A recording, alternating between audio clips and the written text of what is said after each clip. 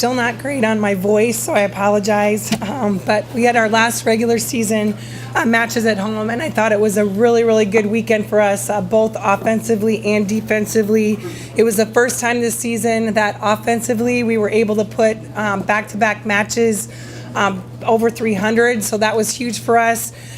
We had statistical goals for the weekend as well, and we were able to hit all those statistical goals in every set except for one.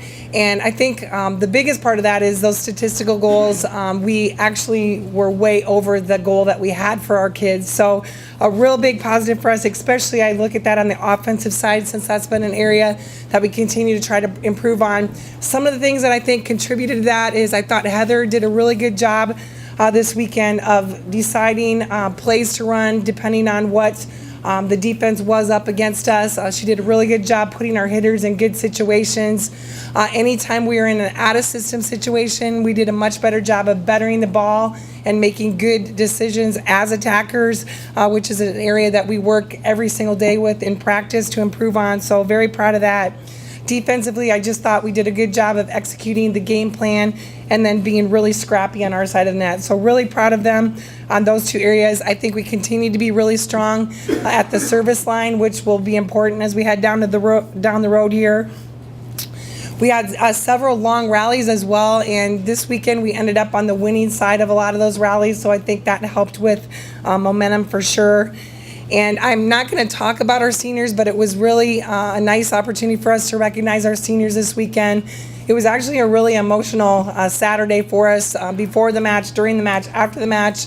But just 5 great kids that really have meant a lot to our program over the last 4 or 5 years. And I'll talk more about them at another time because, as they said, we have a lot of season left.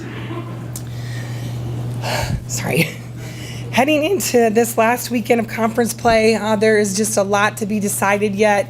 If you look at the standings and the placement in that conference tournament and the seeding, there's just a lot to be said. 14-2 Missouri State, 13-3 Wichita State. We're in a tie with Southern Illinois at 12-4, and then Illinois State and Loyola are just right behind us. So there's a lot to be decided. The biggest thing for us is our only focus is this week getting better as a team, this week preparing for the 2 teams that we have ahead, because this will be a really tough road weekend for us. We have Illinois State, and we have not seen them since the middle of September as far as face-to-face. We've seen a lot of video on them. A very good team that the matches that they have lost, they've been right in. So they played Missouri State Wichita this weekend and gave both of them a run for their money at their place. I think what makes them really strong is that they're just really good on both offensively and defensively. Jacqueline Keene, who is in the middle for them, is not just one of the best middles in the conference, but definitely one of the best middles in the country. Every stat that she can be in the top 10, she is in our conference. Kills per set, hitting percentage, blocks per set. She's leading the conference in service aces as a middle right now. So a very good player that has a lot around her. They're very balanced offensively after her. Defensively, I look at them being very similar to us. Put up a good block and play really scrappy defense in the backcourt. And in fact, statistically, if you look at us in the conference, we are right neck and neck in about every stat there is. So a very good Illinois State team that plays very well at home.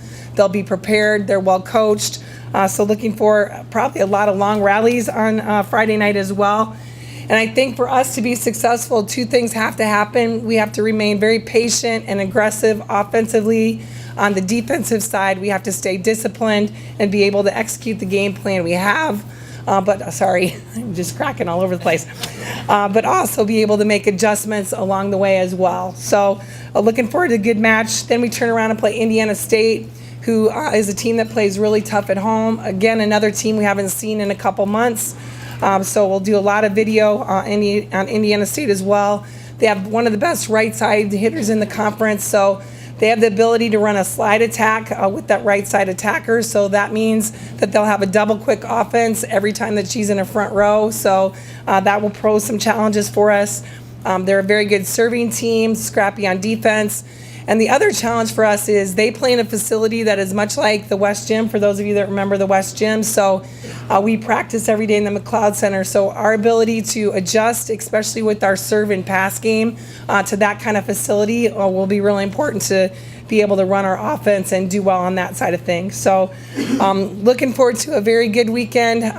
It'll be tough. It'll be competitive. Hard to believe it's our last regular season, but our kids, I think, are feeling good about how they competed this last weekend. So we're looking forward to heading on the road and fighting hard for that placement in the conference tournament.